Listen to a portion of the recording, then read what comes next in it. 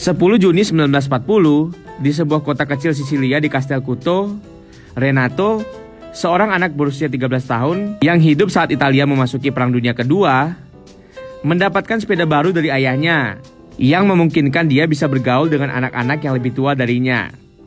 Dan Renato merasakan detak jantungnya untuk pertama kalinya berdegup kencang karena melihat wanita cantik dan paling hot yang pernah ia lihat seumur hidupnya.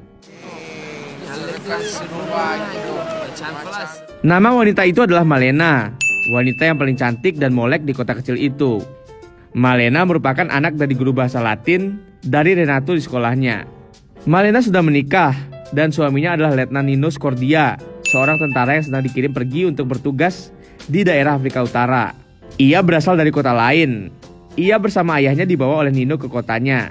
Namun, baru sebulan mereka menjalani pernikahan, Malena sudah harus tinggal sendirian. Pandangan pertama itu begitu terkesan bagi Renato, dan malamnya ia gelisah karena bayangan Malena yang kerap hadir dalam ingatannya.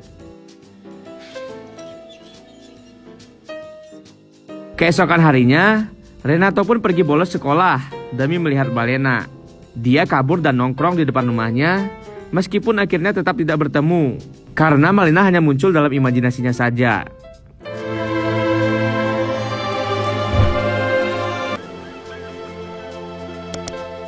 Insecure karena selalu dianggap bocil, Renato pun kemudian mencuri celana ayahnya agar bisa dijahit sesuai dengan ukurannya.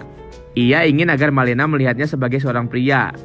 Sialnya, tingkahnya itu diketahui ayahnya dan Renato pun langsung disikat begitu ayahnya pulang ke rumah.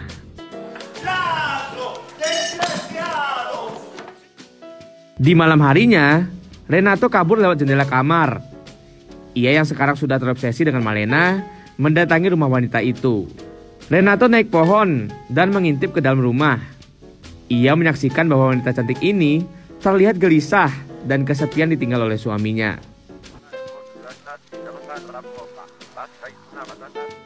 Dari waktu ke waktu, Renato terus menjadi stalker di rumah Malena.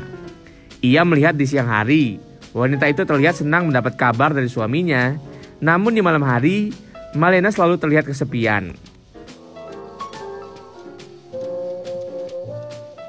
Setiap malam Malena selalu memutar lagu romantis, lalu berdansa dengan memeluk foto suaminya. Dia nongkrong di sana sampai Malena selesai berdansa dan masuk ke kamar untuk berganti pakaian dan melihat bodi Malena. Keesokan harinya, Renato pergi ke toko piringan hitam. Ia membeli rekaman lagu yang ia dengar tadi malam di rumah Malena. Di rumah dia memutar lagu tersebut sambil memandangi gambar-gambar wanita tanpa busana, dengan membayangkan bahwa gambar-gambar tersebut adalah foto Malena, sang pujaan hati. Tiba-tiba, sosok Malena muncul di depan pintu kamar dan menghampirinya. Malena memberikan sesuatu yang sangat diidamkan oleh remaja pria, yaitu bebas menggeledah tubuh seorang wanita seksi. Di lain waktu, seperti biasa Renato membuntuti Malena dari awal dia keluar rumah sampai ke pusat kota. Di sana dia menyaksikan bahwa Malena memang merupakan pusat perhatian bagi penduduk kotanya. Para kaum pria sibuk melihat kemolekan tubuhnya, sedangkan kaum emak-emak bergosip sambil merasa terancam karena takut suami-suaminya akan berpaling daripadanya. Keesokan harinya, beredar gosip yang ia dengar dari tukang cukur bahwa Malena mempunyai pria idaman lain. Karena itu, Renato pun mengikuti Malena hingga ke tempat tujuannya. Renato melihat bahwa Malena mendatangi sebuah rumah, lalu masuk ke rumah tersebut, dan ia pun kecewa karena wanita yang ditaksir ternyata wanita hidung belang.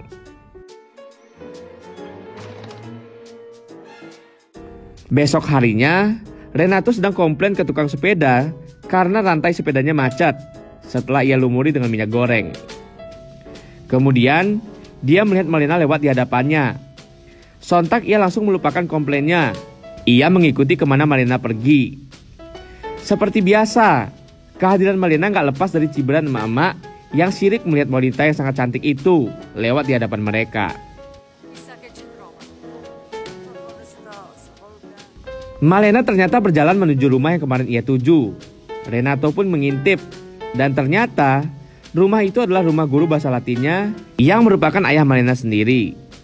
Ternyata Malena memang tidak punya pria idaman lain seperti yang digosipkan oleh orang-orang kepadanya.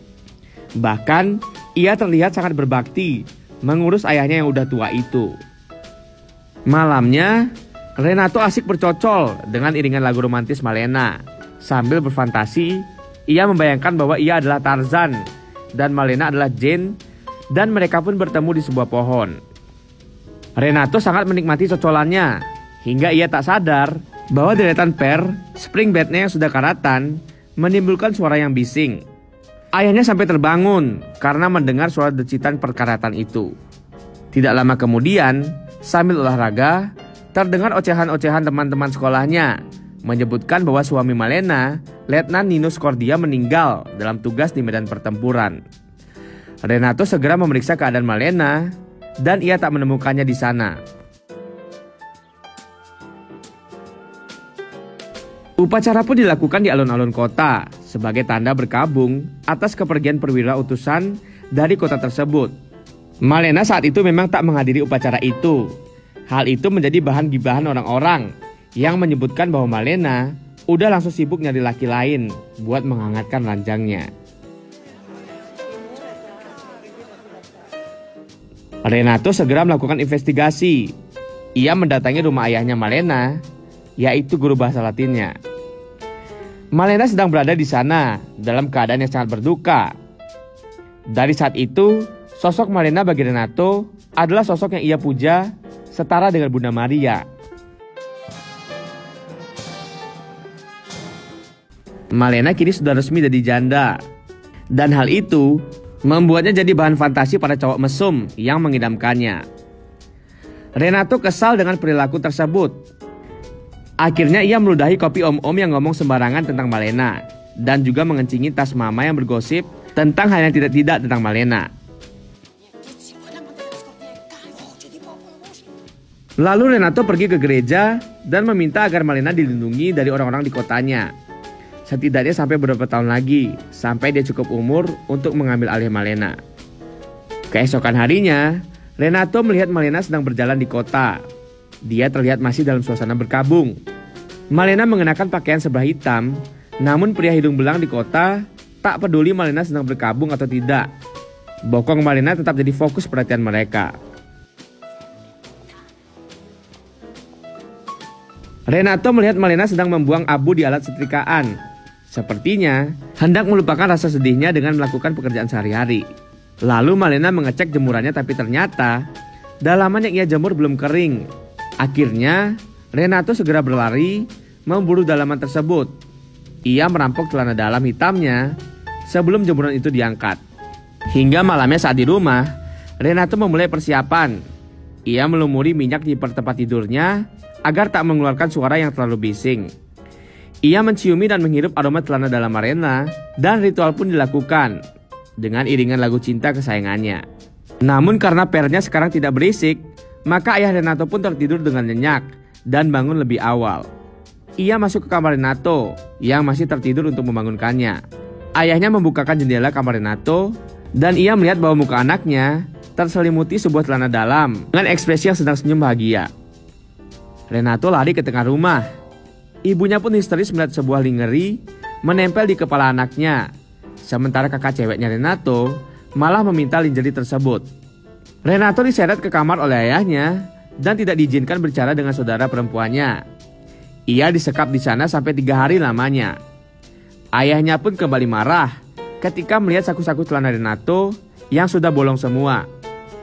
Si ayah yang mungkin juga pengalaman dan sangat mengerti masuk bolong di saku celana itu untuk bercocol ria. 3 hari mendekam di kamar membuatnya sakit karena tak mau makan.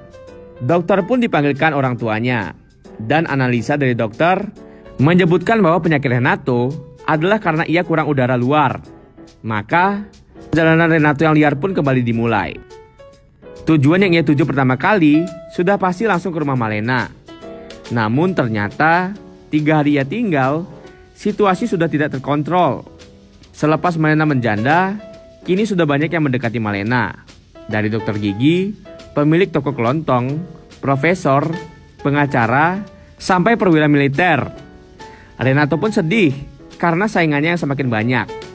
Mereka semua setuju bahwa Malena adalah pelakor yang wajib untuk diadili. Malena pun akhirnya dipanggil untuk disidang.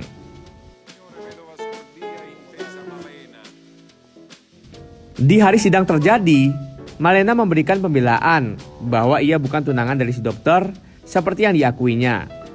Dan memang, ia menyukai Letnan Kadei dan itu merupakan urusan pribadinya, bukan urusan pengadilan. Karena statusnya kini adalah wanita single. Si pengacara menambahkan bahwa Malena tak bersalah dan dokter itu yang memang udah gila. Satu-satunya kejahatan Malena hanyalah kecantikannya yang membuat banyak orang jadi iri dan jadi menuduh yang tidak-tidak. Malena pun terbebas dari tuduhan pengadilan.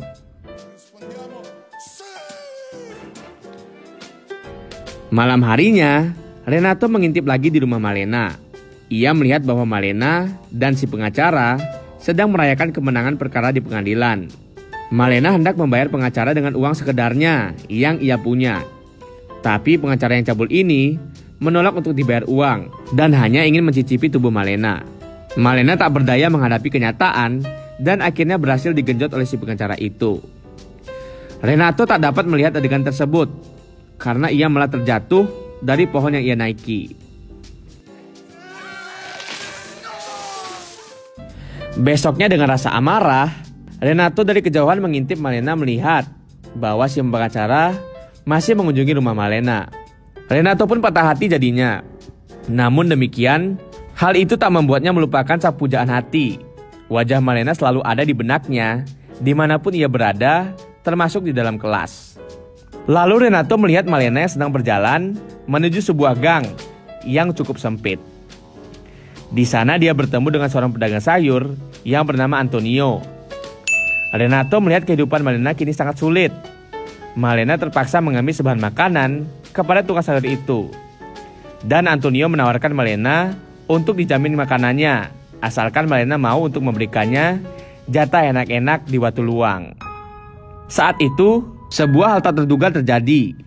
Pesawat-pesawat Nazi Jerman telah sampai di atas kota mereka dan membombardir kota kecil tersebut. Ayah Malena menjadi korban kejadian itu. Ia dimakamkan, lalu para muridnya mengiringi iringan jenazah tersebut. Malena kembali harus berduka. Kerabat ayahnya datang untuk menyatakan rasa berduka, termasuk Antonio yang saat itu membisikkan sebuah penawaran kepadanya. Malamnya, Malena mempersiapkan tubuhnya untuk menerima tawaran dari Antonio. Dia meluluri badannya dengan perasan buah lemon, agar kulitnya kembali bercahaya. Ternyata, penawaran Antonio adalah sebuah pekerjaan untuk melayani para prajurit Nazi. Kehidupan Malena semakin sulit, sehingga harus menuruti penawaran tersebut demi menyambung hidup. Tak lama kemudian, seorang pria militer Nazi datang ke rumah itu dan langsung diterima oleh Malena. Ia memberikan goyangan dengan imbalan paket sembako. Renato pun menangis melihat kejadian itu. Keesokan harinya, Malena yang merasa sudah terlanjur jadi wanita nakal seperti yang digosipkan oleh warga, kini mulai terang-terangan datang ke tengah kota dan menjajakan dirinya di sana. Hari makin hari Malena makin terang-terangan. Ia sering terlihat jalan dengan perwira Nazi. Melihat hal itu, Renato pingsan di tengah kota. Hal tersebut membuat ibu Renato cemas dan memeriksakannya kepada Bapak Pendeta, dan Pak Pendeta bilang bahwa jiwa Renato sedang dikuasai oleh setan. Maka dari itu, ibunya segera melaksanakan ritual pengusuran setan. Namun ayah Renato lebih mengerti masalah sesungguhnya. Ia menghentikan acara ritual itu dan memberi pengertian kepada istrinya bahwa masalah anaknya adalah puncak dari masa pubertasnya.